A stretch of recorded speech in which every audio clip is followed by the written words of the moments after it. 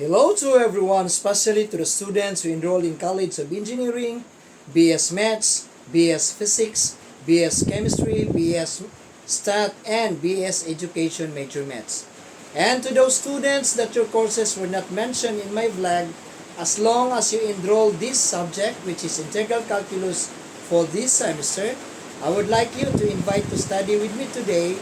My topic is all about trigonometric substitution by integration. When we say trigonometric substitution by integration, we'll just consider these three formulas. First, we have if the integrand is in the form of x squared minus a squared, then we will have to use x is equals to a times secant theta. Then the second formula, if the integrand is in the form of a squared minus x squared, we will use x equals a times sine theta. And then the third formula, if the integrand is in the form of a squared plus x squared or vice versa, let x will be a times tangent theta. Okay, so out of these three formulas, let us examine which formula will apply this integration problem. So I have here integral of square root of 4x squared minus 9 all over by 2x squared dx. First thing to do is I need to isolate 2. So meaning, I will write 1 over 2, then integral of square root of 4x squared minus 9. Then this will be over x squared. Okay? Then I will use trigonometric substitution. So, basis will be 4x squared minus 9. Okay, so let square root of 4x squared, that will be 2x. Then square root of 9, that will be 3. Since we know that this is secant, because x squared minus a squared, so this will be times secant theta. Then I will divide 2 both sides. So 2 at the left side will be crossed out. So I have now x is equals to 3 over 2 times secant theta. Then differentiating both sides. So this will be dx is equals to 3 over 2 derivative of secant, that will be secant theta times tangent theta d theta. Okay, so I will plug in the value of x and then dx. So I forgot dx. Okay, so this will be 1 over 2. Then I have now integral of square root of 4x squared. So this will be 4. The value of x is 3 over 2 times secant theta squared. Then minus 9. Then dx. dx is 3 over 2. Then times secant theta times tangent theta d theta. Then this will be over x squared. So this will be 3 over 2 times secant theta squared. Okay? So I'll just write in here.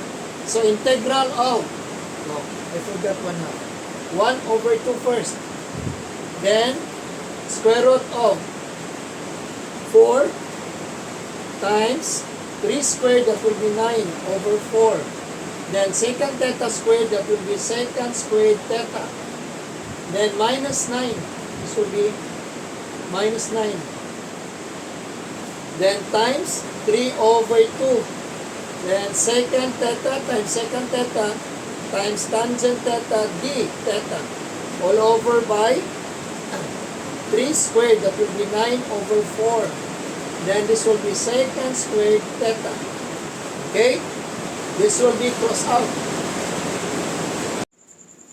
Okay, so I already crossed out 4. So this will be 1 over 2. Then this will be integral of square root of 9 secant squared theta minus 9. Okay? Then this will be times 3 over 2 times secant theta times tangent theta d theta. Then this will be over 9 over 4 times secant squared theta. Okay? Since I don't have space anymore, allow me to erase at the top.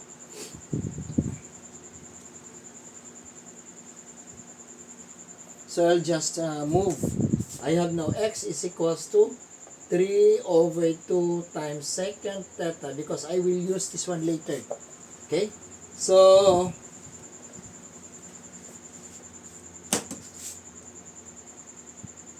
just follow my arrow. So, I have now 1 over 2, then integral of, factor out, 9. So, this will be square root of 9 times circle brackets, 9 times secant squared theta divided by 9, that will be secant squared. This will be secant squared theta, then minus 9 divided by 9, that is 1. Then times 3 over 2 times secant theta times tangent theta d theta. Then this will be over 9 over 4 times secant squared theta. Okay? So this will be 1 over 2. Then integral of square root of 9, that will be 3. Then times square root of secant squared theta minus 1. Then times 3 over 2 times secant theta times tangent theta d theta. Then this will be all over by 9 over 4 times secant squared theta.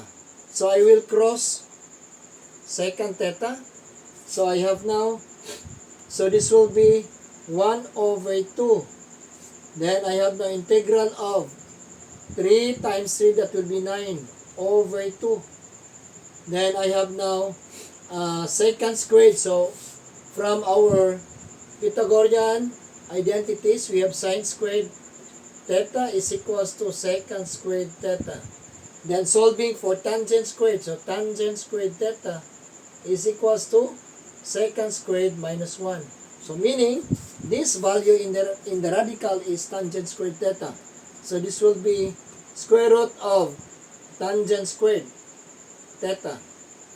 Then times tangent theta also. Then d theta.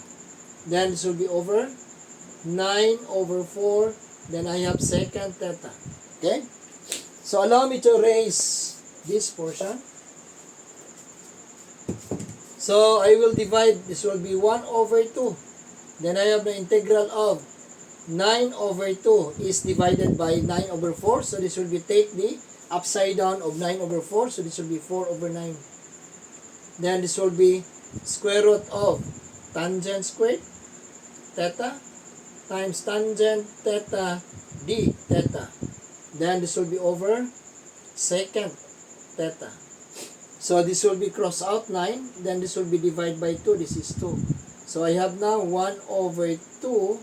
Then integral of 2 times tangent squared theta. That will be tangent theta. Then times tangent theta d theta. Then this will be over secant theta. Okay? So this will be equal to 1 over 2. Since 2 is a constant, so I need to isolate from the integrand, meaning I will place outside. So this will be 2. Then this will be integral of tangent theta, that will be tangent squared theta d theta. Then this will be over secant theta. Okay? Then I will plug in the value of secant squared theta. So this will be 2 over 2. Then this will be integral of circle brackets. The value of tangent squared theta is secant squared theta minus 1. Then this will be d theta over secant theta. Okay? Then 2 over 3, that is 1. So integral of secant. So split the integral together with the denominator. So secant squared theta over secant theta. Then d theta. Then minus integral of d theta over secant theta. Okay, so cross out 1. Then cross out secant theta. So this will be integral of secant theta d theta. Then this one will be, we know that from our trigonometry, if we have secant theta, that will be equal to 1 over cosine theta. So meaning, integral of d theta, then this will be 1 over cosine theta. So meaning this will be integral of secant theta d theta minus integral of d theta times the upside down of 1 over cosine theta. So this will be cosine theta over 1. Okay? So allow me to erase at the left side because I don't have space anymore.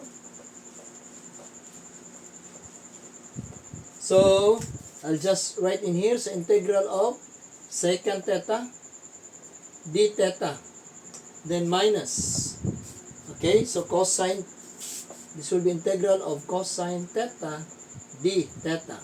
So we have this formula for integration. This will be ln absolute secant theta plus tangent theta, then minus integral of cosine theta d theta. We have also this basic formula for integration. So we have this will be sine theta, then this will be plus c. Okay, and let's go back to the assumption. So I will draw a right triangle.